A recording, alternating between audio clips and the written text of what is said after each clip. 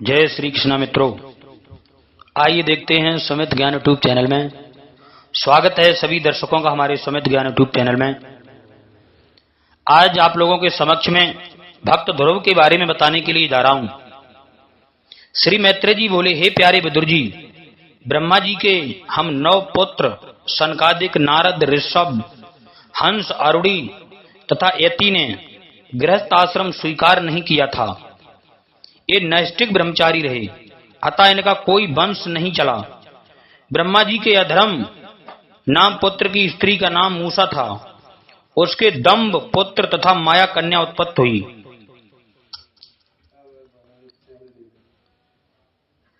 उत्पन्न हुई। उस अधर्म के पुत्र पुत्री को निरसती ने अपने यहां रख लिया।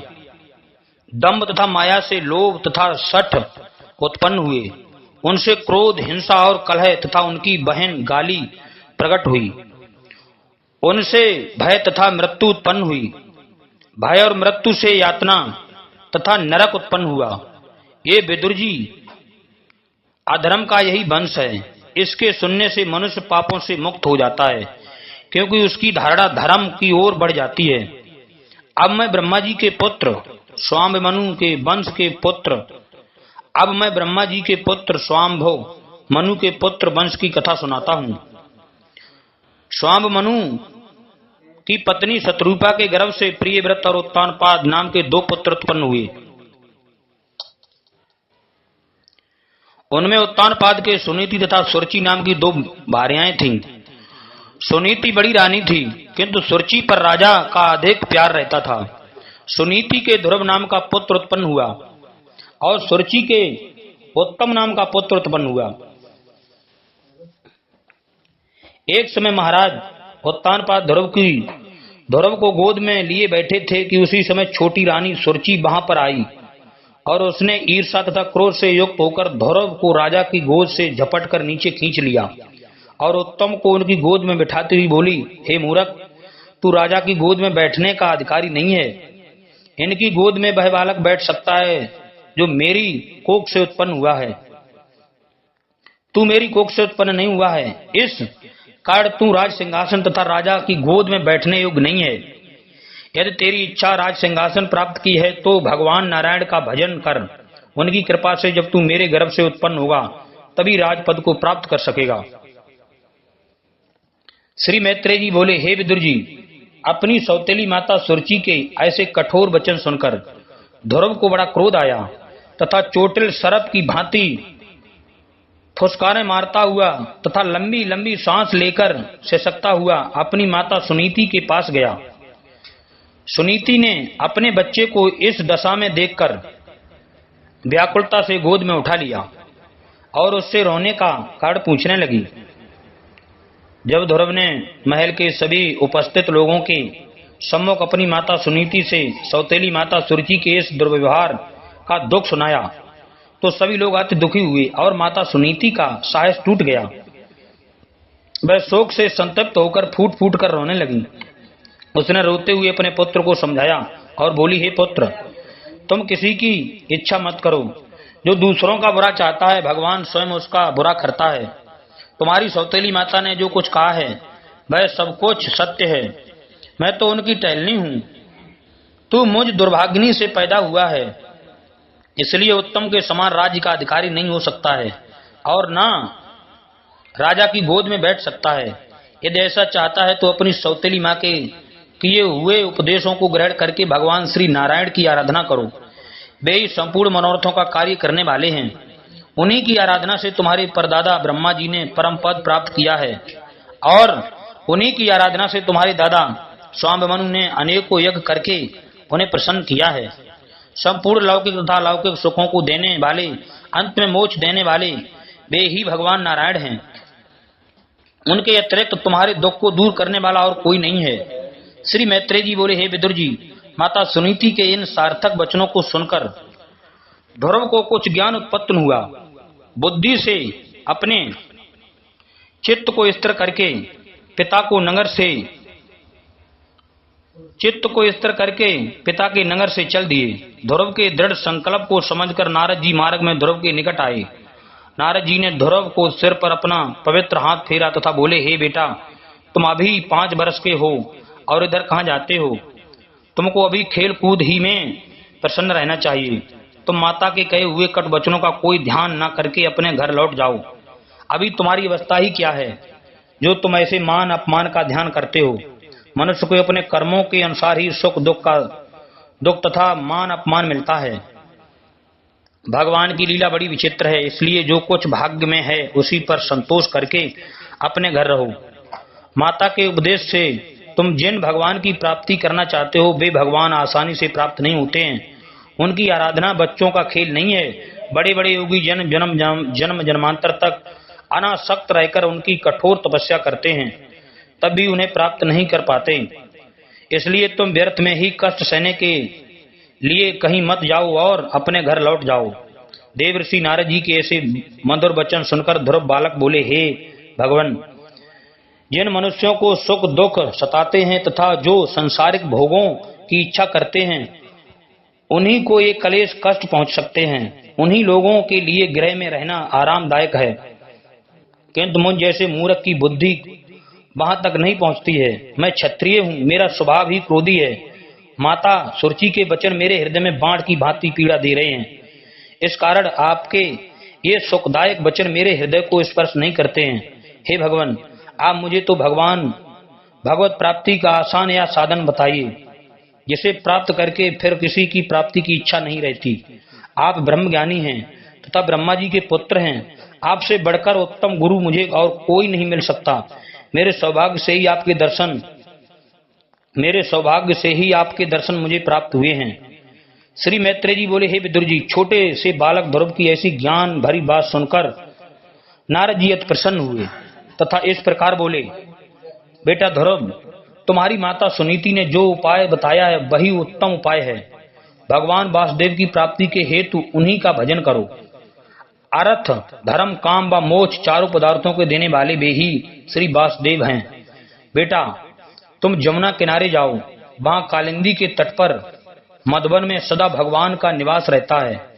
वह स्थान श्री हरि का निज धाम है। वहां त्रिकाल स्नान करके तथा विद्या आसन बिछाकर चित्त को स्थिर करना, फिर रेचक, पूरक, कुंभक विधि से प्राणायाम द्वारा सने सने अपने मन, इंद्रियां तथा प्राण के दोष को दूर करके एकाग्रता अर्थात चित्त मन को एक ही स्थान पर लगाए रखने का साधन करना। जब चित्त भली प्रकार स्थिर हो जाए और कुछ काल तक एक ही स्थान पर ठहरने लगे, इधर उधर दूसरे विचारों में न ढोले, तब उसे भगवान के स्वरूप के ध्यान में लगा देना। बेटा, भगवान के स्वरूप का ध्यान इस प्रकार करना चाहिए, भगवान मेरी ओर प्रसन्न बदन से देख रहे हैं, वे मेरी ओर मुस्कुरा रहे हैं, वे मुझे वर देने आए हैं। उनके अंग प्रत्यंग अति सुंदर तथा मनोहरी हैं। उनकी युवावस्था है, शरीर की कठिन अति सुंदर तथा सुडौल, वे अति बलशाली हैं। उनके सिर पर रत्न जड़ित मुकुट झिलमिला रहा है, कानों में मकराकृत कुंडल हैं, करोड़ों सूर्य के समान उनके मुखमंडल की छटा चमचमा रही है। भक्तों के अतिरिक्त उनके मुख मंडल की ओर अन्य कोई दृष्टि भी नहीं कर सकता है। उनका तेज अपार है, गोल मुखाकृति चित्त की खींच लेती है, गोल मुखाकृति चित्त को खींच लेती है। केसर तथा कस्तूरी का तिलक शोभायमान है, कंठ में गज मुक्ताओं का हार तथा कौस्तभ मणि शोभामान है। वक्ष स्थल पर बाणमाला तथा श्री वत्स का चिन्ह है, शोभा दे रहा है। उन्होंने मेघ वर्ण श्याम शरीर पर दुपट्टा पहना हुआ है, कट भाग में पीताम्बर तथा करधनी शोभा पा रही है। उनके 4 भुजाएं हैं, जिनमें भक्तों को अभय देने वाले आयुध शंख चक्र गदा पद्म शोभा पा रहे हैं। उनकी भुजाओं में भुजा दंड बाजूबंद कंकड़ाद विभूषित हैं। उनके चरणों में नुपुर शोभा पा रहे हैं। उनके